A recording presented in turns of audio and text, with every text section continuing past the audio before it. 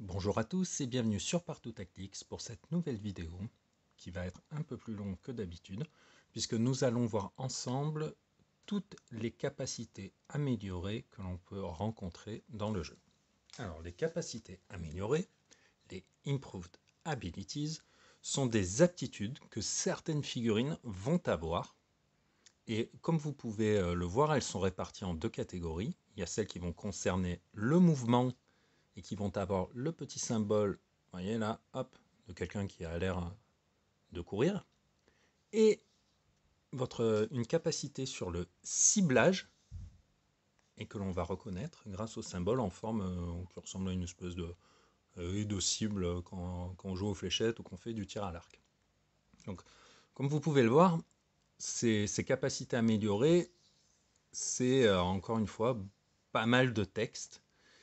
Et donc, plutôt que de reporter le texte sur des cartes, vous voyez, qui peuvent être déjà pas mal chargées entre les traits, les pouvoirs blancs, hop, les capacités d'équipe, il y a déjà beaucoup de texte. Et bien, sur la carte, on ne retrouvera bien, que ces symboles. Et bien, nous allons voir ensemble comment ils fonctionnent et à quoi ils ressemblent, qu'est-ce que ça donne en jeu. Alors, si vous n'avez pas la carte de votre personnage et que vous voulez savoir s'il dispose d'une capacité améliorée, il suffit de regarder son socle. Alors, vous voyez, il y a déjà beaucoup d'informations quand on les regarde, mais les capacités améliorées sont marquées sur le socle par cette petite croix que vous voyez au-dessus de l'étoile, juste à côté du symbole de déplacement. Batman, ici, a une capacité améliorée. On ne sait pas si c'est du ciblage ou du mouvement, mais on sait qu'il en a une, contrairement à Cyborg, qui n'en a pas du tout. Vous voyez, il n'y a pas de petite croix, comme on peut l'avoir ici. Donc, on va faire dans l'ordre, par rapport à ce que la PAC nous présente, puisque ces informations sont présentes dans votre PAC. Vous voyez, là, vous avez différents pouvoirs standards, ceux qu'on peut rencontrer dans le jeu. Et hop, quand on retourne la PAC, nous avons donc les capacités améliorées. Donc, la première de cette liste, c'est une capacité améliorée de mouvement qui va concerner les terrains élevés.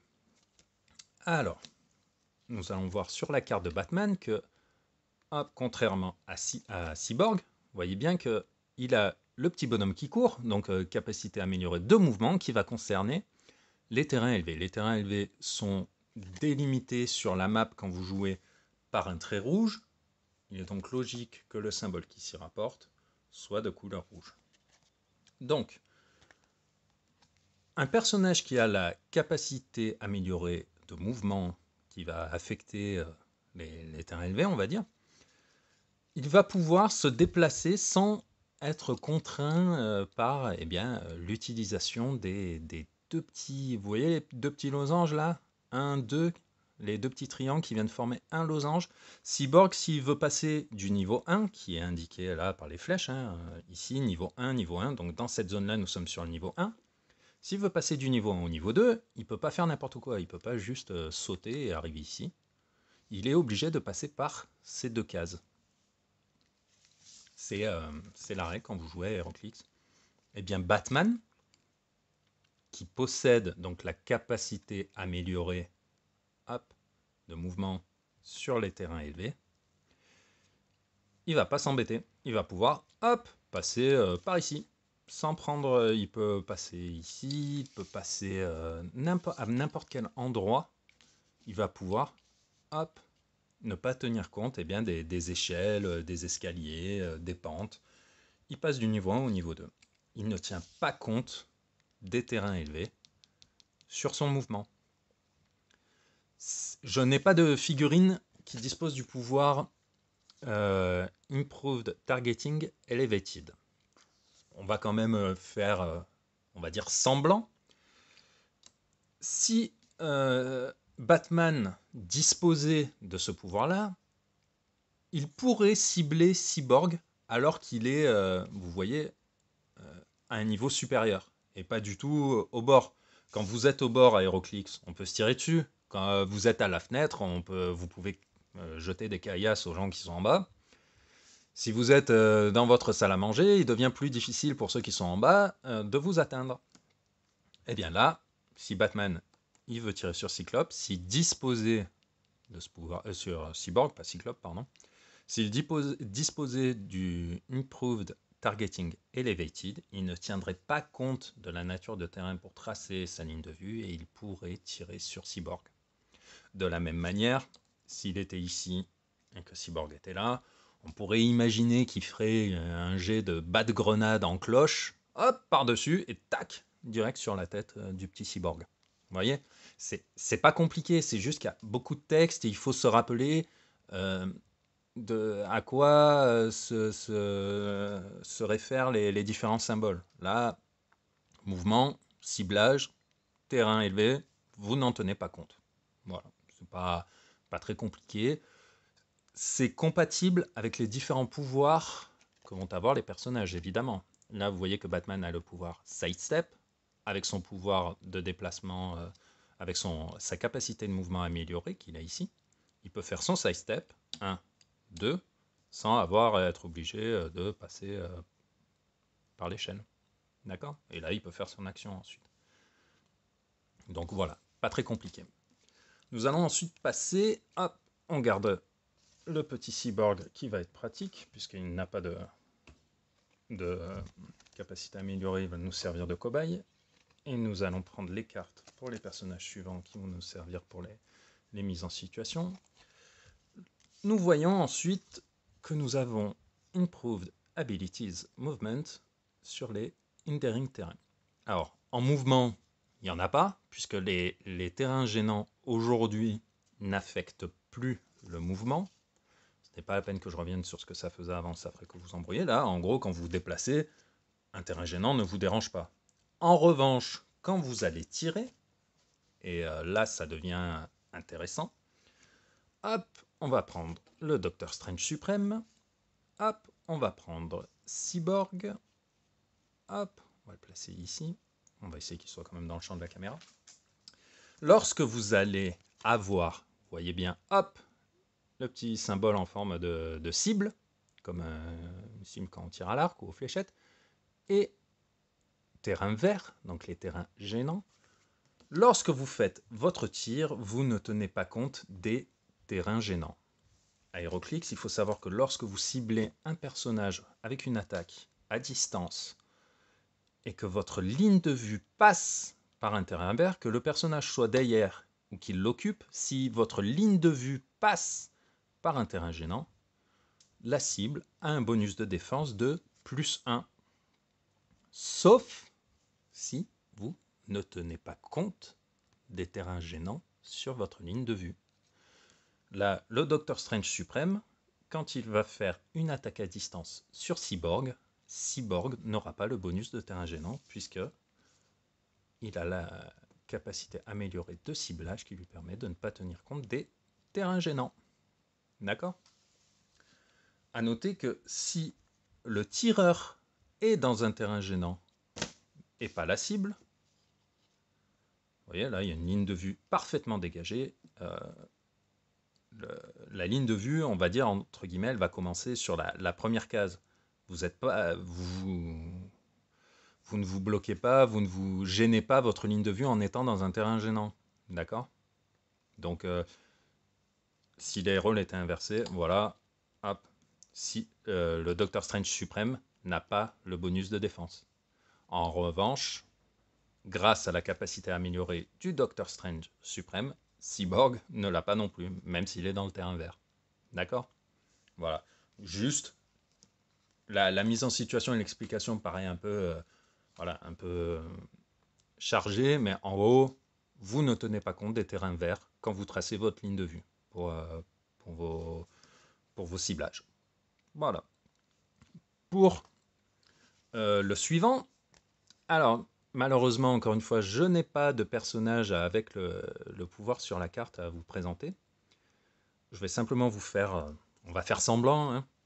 Donc, sur le mouvement, vous ne tenez pas compte des terrains bloquants. Voilà, donc là, nous avons un terrain bloquant, ici, vous voyez, délimité en marron. Eh bien, ce sont des personnages comme, par exemple, Shadowcat des X-Men, qui va passer à travers les murs. Donc elle va passer à travers le terrain bloquant. Et voilà, vous n'en tenez pas compte sur votre mouvement. Même chose pour les murs que nous avons ici, un trait épais. Quand vous faites votre mouvement, hop, vous n'en tenez pas compte. D'accord? Pour le ciblage, ça va être la même chose. Là, par exemple, si on met Cyborg ici, on dit qu'il a le pouvoir et il veut cibler Black Panther, même s'il y a une grosse gargouille là au milieu, il peut tirer à travers et atteindre Black Panther. Même chose avec les murs. Voilà, si Cyborg disposait de ce pouvoir, je rappelle, il ne l'a pas, hein, c'est juste pour vous expliquer. Eh bien, hop, il tire et il peut atteindre Black Panther. Donc vous voyez, encore une fois, c'est pas compliqué, il vous suffit de ne pas tenir compte du terrain indiqué lors de votre mouvement si vous avez ce petit symbole ou de votre ciblage si vous avez ce petit symbole. D'accord? Là, on va rentrer dans des, comment dire, des aspects un peu plus techniques, puisque vous avez différents types de terrains bloquants en fait. Pas forcément dans leur nature, mais dans leur localisation. Et donc, vous avez ici, hop, hop, vous voyez? Là, on avait simplement Improve Movement Blocking, et là, on nous précise Improve Movement Outdoor Blocking. Donc, le personnage va pouvoir ignorer sur son mouvement les terrains bloquants extérieurs. Comme par exemple, vous voyez, ce Black Panther. Vous voyez, c'est une ancienne version des cartes. On a encore le petit symbole de la croix pour préciser que ce sont des capacités améliorées. Et vous voyez bien que ce Black Panther, sur son mouvement, il va pouvoir ne pas tenir compte des terrains élevés, des terrains gênants, parce qu'avant il y avait un effet, mais c'est plus le cas, et des terrains bloquants extérieurs. Vous avez, allez, on va dire un O pour outdoor, donc extérieur. Là, vous voyez, nous sommes à l'intérieur d'un bâtiment, là nous sommes à l'extérieur. Vous avez une gargouille pour décorer. Ben, Black Panther, s'il veut, on va dire, se la péter, il va pouvoir sauter par-dessus et venir coller un coup de griffe sur la joue de Cyborg. Pourquoi est-ce qu'on vous précise extérieur? Parce que les terrains bloquants intérieurs, comme les piliers, on va essayer encore une fois d'avoir une logique, on va dire, normale. Euh, Black Panther, il aura beau être super agile, tout ce que vous voulez, il ne peut pas sauter, voyez, sur à travers un pilier. Enfin, il monte jusqu'au plafond, il va devoir faire le tour, comme tout le monde. Et bien là, c'est pareil. Avec cette capacité de mouvement améliorée, vous n'ignorez que les terrains extérieurs. Les terrains bloquants extérieurs, pardon. On ne vous précise pas ici, vous n'avez pas de, comment dire, de capacité améliorée de ciblage de terrains bloquants extérieurs. Parce que, en fait, si vous ignorez les terrains bloquants, vous lisez sur votre ligne de vue, vous les ignorez tous, qui sont en intérieur ou en extérieur.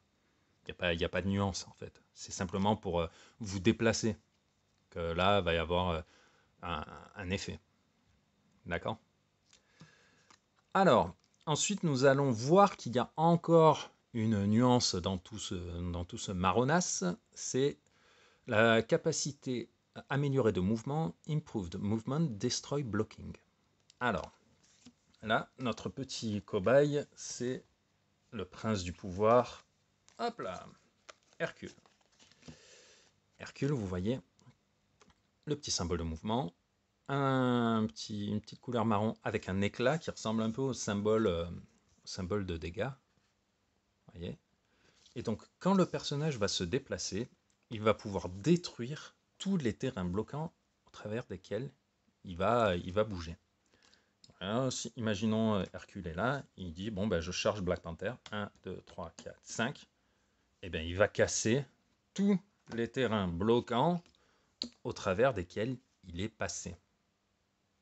Ça peut avoir un intérêt quand, par exemple, vous avez pas mal de murs, de barrières qui viennent vous bloquer vos lignes de vue et qu'il faut un peu faire des ouvertures ou permettre à votre équipe de s'engouffrer plus facilement. Pouvoir casser des murs. Là, par exemple, hop, là, on va décaler un petit peu tout ça. Là, vous voyez, vous avez plein de murs, plein de bloquants. Si Hercule, il passe et qu'il fait du zigzag, bim, bim, bim, bim, bim, il va pouvoir voilà, vous faire une belle baie vitrée. D'accord? Donc voilà, c'est pas très compliqué à intégrer. Là où ça, voilà, pour le mouvement en tout cas. Pour le ciblage, là, ça va être plus, comment dire, plus technique. Parce que contrairement au mouvement, où vous allez, en gros, c'est un bulldozer qui arrive et qui écrase tout sur son passage. Contrairement à là où vous avez détruit tous les bloquants au travers desquels vous êtes passé, quand vous allez cibler, c'est une seule fois par attaque à distance. Vous allez pouvoir faire passer votre ligne de tir au travers d'un terrain bloquant et après la résolution de l'attaque, détruire cette pièce de terrain bloquant. Ce qui veut dire, imaginons, désolé encore une fois, j'ai pas la figurine pour vous présenter l'effet, mais bon, le symbole en soi, on s'en moque un peu. Là, si Cyborg il veut tirer sur Hercule, il peut pas, parce qu'il y a 2 cases de terrain bloquant à détruire, et vous ne pouvez en détruire qu'une lorsque vous faites une attaque. D'accord? Vous ne pouvez le faire qu'une fois et une seule case. Contrairement au mouvement où vous pouviez tout détruire, là, vous ne pourrez détruire qu'une seule pièce de terrain bloquant lors de votre attaque. D'accord?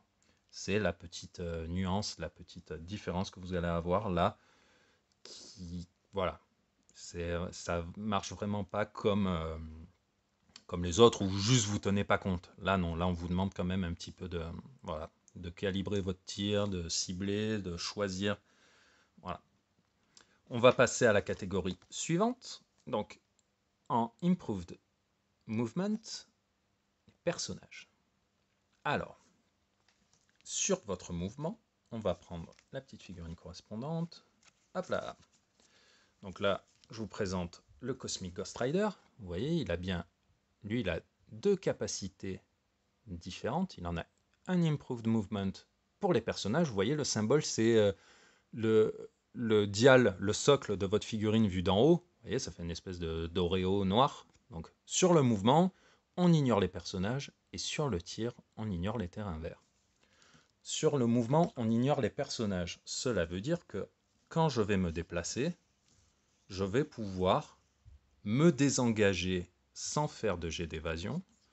Pour rappel, lorsque vous êtes engagé au corps à corps, Aeroclix, normalement vous devez lancer un dé à 6 faces, et sur un résultat de 4, 5 ou 6, vous pouvez vous désengager.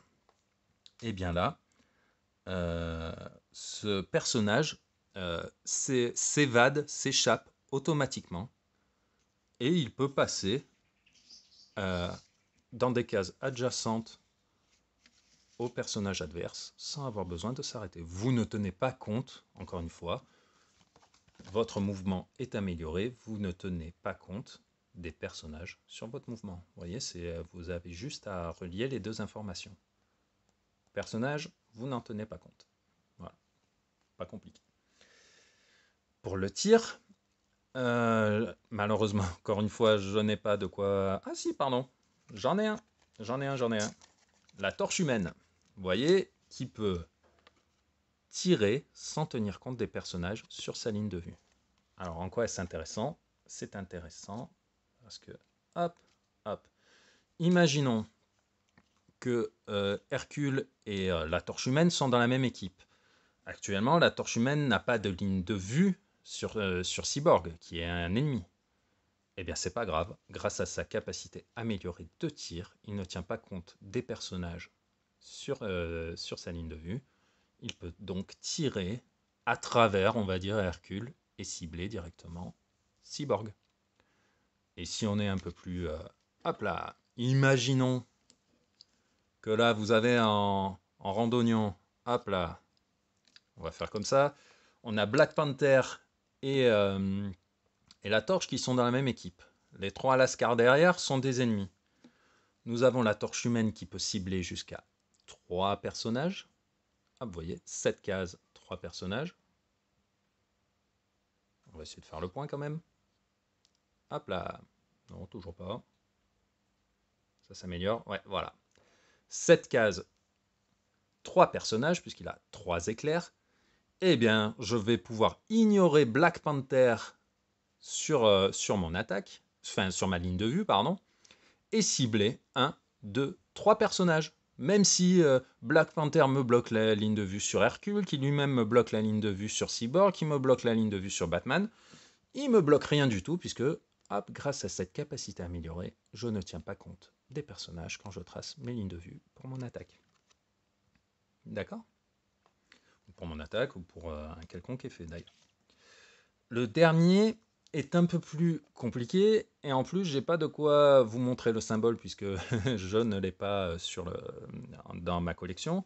On va dire encore une fois que c'est Cyborg, comme ça comme lui il n'a pas de symbole, il risque pas de nous induire en erreur.